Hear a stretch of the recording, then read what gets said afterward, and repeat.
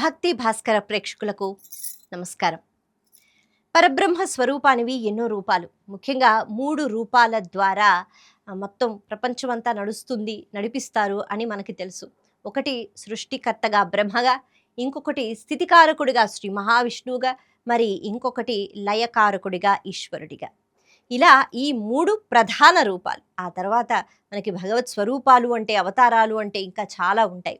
అయితే ఏ రూపంలో భగవంతుడు ఉన్నా ప్రతి రూపానికి ఒక ప్రత్యేకత ఉంటుంది. ప్రతి రూపంలో ఒక చక్కని విషయం దాగి ఉంటుంది. ఎంతో పరమ రహస్యం దాగి ఉంటుంది. కేవలం ఆ రూపం చూసి ఓహో భగవంతుడంటే ఇలా ఉంటాడా, ఓహో రాముడంటే ఇలా ఉంటాడా, కృష్ణుడు ఇలా ఉంటాడా, ఆయనే మురళి వాయిస్తూ ఉంటాడా, లేకపోతే వినాయకుడు అంటే పెద్ద బొజ్జతోనే ఉండాలా, ఇలాంటి సందేహాలు వచ్చినప్పుడు ప్రతి ఆకారానికి ప్రతి రూపానికి పరబ్రహ్మ స్వరూపం యొక్క అవతారానికి ఎన్నో చక్కని విషయాలు దాగి ఉన్నాయి. ఈరోజు మనం ఈశ్వర స్వరూపం గురించి మాట్లాడుకున్నప్పుడు ఈశ్వరుడు అంటే శివుడు అభిషేక ప్రియుడు అని వింటూ ఉంటాం. శ్రీ మహావిష్ణువు అలంకార ప్రియుడు అని వింటూ ఉంటాం కదా. అందుకే వైష్ణవ ఆలయాలలో ఏ స్వరూపానికైనా చక్కగా ఆభరణాలు తొడిగి అందంగా ముస్తాబు చేస్తారు శ్రీ మహావిష్ణువు యొక్క స్వరూపానికి. ఆయనకి ఇష్టమట. అలా అలంకార ప్రియుడయ్యాడు విష్ణువు, అభిషేక ప్రియుడయ్యాడు శివుడు. శివుడు ఎలా ఉంటాడు అంటే లింగాకారంలోనే ఉంటాడు. ఎక్కడో కొన్ని ప్రతిమలు మనం చూస్తూ ఉంటాం. అలాంటి ప్రతిమల్లో కూడా చక్కగా బోల్డని ఆభరణాలు వేసుకుని పట్టు వస్త్రాలు కట్టుకుని ఈశ్వరుడు ఉండరు.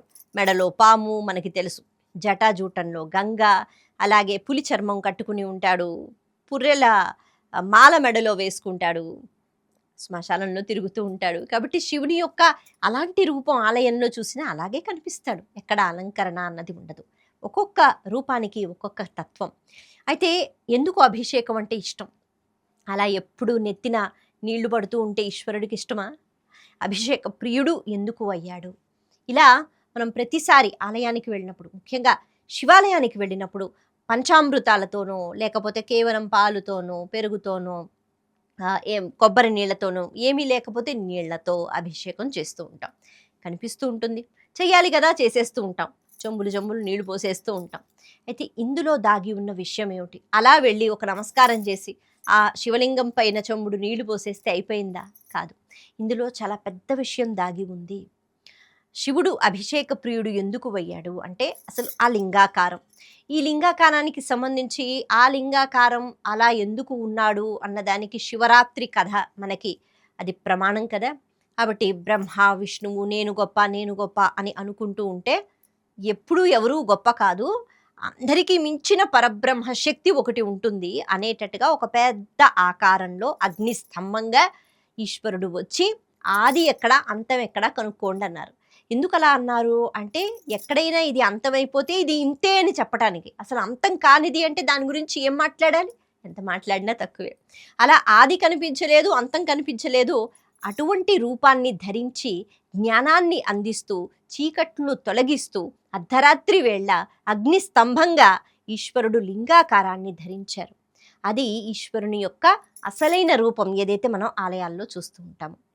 అలా ఆ రోజు ఉద్భవించిన ఆ రూపం నేను గొప్ప అనే భావన నుంచి బయటికి రండి, చీకటి అంటే అజ్ఞానం, అజ్ఞానం నుంచి బయటికి రండి, ఏది వెలుతురో ఏది జ్ఞానమో అది పోల్చుకోండి అంటూ ఆ శివలింగ దర్శనం అర్ధరాత్రి వేళ ఆ సమయంలో చేసుకుని శివాభిషేకం అన్నది శివరాత్రిలో మనకి కనిపిస్తూ ఉంటుంది. కాబట్టి భగవంతుడు అగ్నిలింగంగా జ్యోతి స్వరూపంగా ముందు కనిపించాడు. లింగాకారం ధరించకముందు జ్యోతి అంటే కాంతి, కాంతి అంటే వెలుతురు, వెలుతురు అంటే జ్ఞానం. అంటే ఏది ఉందో అది పోల్చుకోండి, ఏది లేదో దాని గురించి బెంగపడవద్దు, ఏది చూస్తున్నారో అది అశాశ్వతం అని తెలుసుకోండి, ఏది శాశ్వతమో దాని వెంట పడండి పరమాత్మ చెప్తున్నాడు. ఇలా లింగాకారం అయితే ఏర్పడింది. అయితే ఈ లింగాకారము ఎక్కడ ఉంటుంది? శివుని ముఖం అంటే చుట్టూ ఎక్కడి నుంచి చూసినా ఒకలాగే ఉంటుంది. కాకపోతే ఆ పానవట్టం ఆ ఏర్పాటు బట్టి మనం పక్కకున్నామా ఎటున్నామా అని అంటూ ఉంటాం. వాస్తవానికి శివునికి 5 ముఖాలు, అన్ని దిక్కుల వైపు చూస్తారు, అలాగే పైన ఊర్ధ్వముఖం పైకి కూడా చూస్తూ ఉంటారు. కాబట్టి శివలింగానికి 5 ముఖాలు ఉంటాయట. అయితే ఈ శివలింగానికి మనం వెళ్ళి అభిషేకం చేయటం, మనం ఒక మాట వింటూ ఉంటాము, ఎవరైనా అంటే ఎవరికైనా దండం పెడితే 10 కాలాల పాటు చల్లగా ఉండు అంటారు. చల్లదనం దేనికి ప్రతీక అంటే ఇప్పుడు ఏ రకంగా అయితే తీపి చేదు అని మనం మన జీవితంలో సందర్భాలను మనం ముడిపెట్టుకుంటూ ఉంటాము. అలాగే ఏదైనా శుభం జరిగితే ఎవరు చేదు ఇవ్వరుగా, తీపి పదార్థం ఇస్తారు అలా అనమాట. కాబట్టి ఇక్కడ మనకి అన్ని రూపాలలో అన్ని దిక్కుల్లో అంతటా నేను నిండి ఉన్నాను అని ఈశ్వరుడు చెప్తున్నాడు. శ్రీ మహావిష్ణువైనా అదే చెప్తాడు, సర్వవ్యాపకత్వం. ఈశ్వరుడైనా అదే చెప్తున్నాడు లింగాకారంలో. అందుకని ఎక్కడ ఉన్నాడు ఈశ్వరుడు అంటే ఆ లింగం రూపంలో అంతా నిండి ఉన్నట్ట. అంటే శివలింగం ఏమిటి, దేంతో తయారయ్యింది అంటే పదార్థం కాదు, మొత్తం ఈ సృష్టి లేకపోతే ఈ ప్రపంచం ఈ బ్రహ్మాండం అంతా శివలింగంలో ఉంది. శివలింగంలో ఏముంది అంటే అంతటా శివుడే ఉన్నాడుగా, శివుల్లో అన్నీ ఉన్నాయి, అన్ని లోకాలు ఉన్నాయి, అన్ని దేశాలు ఉన్నాయి, అందరూ అందులోనే ఉన్నారు. సకల జీవకోటి, చెట్లు, లేకపోతే కొండలు, పంచభూతాలు, మనము, పక్కింటి వాళ్ళు, ఎదురింటి వాళ్ళు అందరూ అందులో ఉన్నారు అనే భావన. కాబట్టి శివలింగం అంటే అంతటా నిండి ఉన్న శివస్వరూపం లింగాకారాన్ని ధరించింది.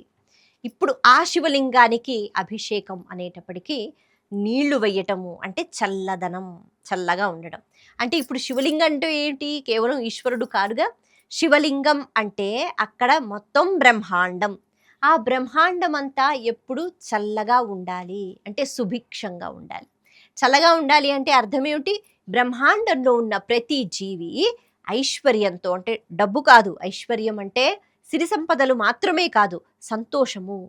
కాబట్టి ప్రతి జీవి సంతోషంగా ఉండాలి, ప్రతి జీవి ఆకలి లేకుండా ఉండాలి, పంచభూతాలు ఎప్పుడు సహకరిస్తూ ఉండాలి, పంటలు సమయానికి పండుతూ ఉండాలి, ఆకలి బాధ ఉండకూడదు, నేల అంతా సుభిక్షంగా ఉండాలి, అందరూ ఆనందంగా ఉండాలి, ఆ ఆనందాన్ని నేను పంచుకోవాలి, అందరిలో నేను ఉన్నాను కాబట్టి నేను ఆనందంగా ఉండాలి. ఇది మన సనాతన ధర్మం మనకి నేర్పించింది.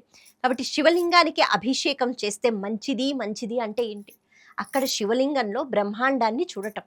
ఆ శివలింగానికి అభిషేకం చేస్తే మొత్తం లోకమంతా సుభిక్షంగా ఉండాలి, లోకమంతా ఆరోగ్యంగా ఆనందంగా ఉండాలి అని మనం కోరుకుంటున్నాం అనమాట.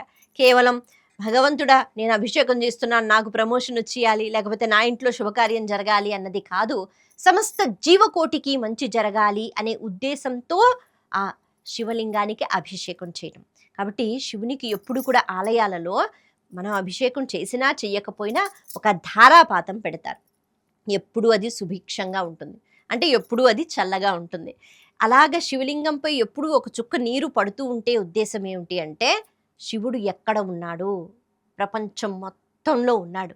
అందుకని వీళ్ళు ఇష్టము, వీళ్ళు ఇష్టం లేదు, వీళ్ళంటే ద్వేషము, వీళ్ళపైన నేను కుట్ర పన్నుతాను అని అనుకోవడం లేదు. శివోహం, నాలో శివుడు ఉన్నాడు, అంతటా శివుడు ఉన్నాడు, తప్పదు. ఎందుకు అంటే ఉదయాన్నే లేచి శివాలయానికి వెళితే శివలింగమే కదా మనం చూస్తాం. ఆ శివలింగం ఏదో కాదు. అందుకే శివునికి ఒక నామం కూడా ఉంటుంది, స్థానుహు, అంటే కదలలేడు, కదలడానికి చోటు లేదు. ఎప్పుడు ఉండదు చోటు అంటే ఈశ్వరుడు అంటారట, అంతా నేనే అయితే ఇంకెక్కడ కదులుతాను, అటు కదలాలి అంటే అది నాది కానిది కావాలి కదా, అప్పుడే నేను అక్కడికి వెళతాను. కానీ అంతా నేనైతే కదలడానికి ఈశ్వరుడికి చోటు ఉండదట. స్థానుహు అలాగే ఉంటాడు. ఎందుకు అంటే అంతటా నిండి ఉన్నాడు, కదలడానికి చోటు లేదు. కాబట్టి అలా అంతటా నిండి ఉన్న పరమాత్మ నేను అనే గుర్తింపు ఏదైతే ఉందో అదే శివలింగం. అటువంటి బ్రహ్మాండం సుభిక్షంగా ఉండాలి, లోకమంతా బాగుండాలని మనం అభిషేకం చేస్తున్నాం. అలా ఎప్పుడైతే లోకమంతా బాగుండాలని అనుకుంటామో లోకంలో మనం కూడా ఉన్నాం కాబట్టి, మంచి భావనలు ఉన్నాయి కాబట్టి మనకి కూడా మంచి జరుగుతుంది. అందుకే నిత్యము శివలింగానికి అభిషేకం చెయ్యాలన్నారు. వాస్తవానికి భగవంతుడి మీద అలా నీళ్లు పోస్తుంటే ఆయనకి ఏదో ముచ్చట అని కాదు, ఈ భావనతో అభిషేకం చేస్తే లోకమంతా సుభిక్షంగా ఉండాలి, చల్లగా ఉండాలి అని మనం పరమాత్మని కోరుకుంటే, మన భావనలు అలా ఉంటే ఖచ్చితంగా మనకి ఎటువంటి దుఃఖము రాదు. కష్టాలు వస్తాయి, దుఃఖం వేరు. కష్టాలను ఇది లేదు, బాధ బాధ అనుకుంటే దుఃఖం, ఇది బాధ కాదు, నేను చేసుకున్న కర్మ ఫలితం అనుభవిస్తున్నాను అనుకుంటే దుఃఖం ఎందుకుంటుంది. కాబట్టి అలా దుఃఖాలను పోగొట్టే తత్వం ఈ అభిషేకానికి ఉంటుంది.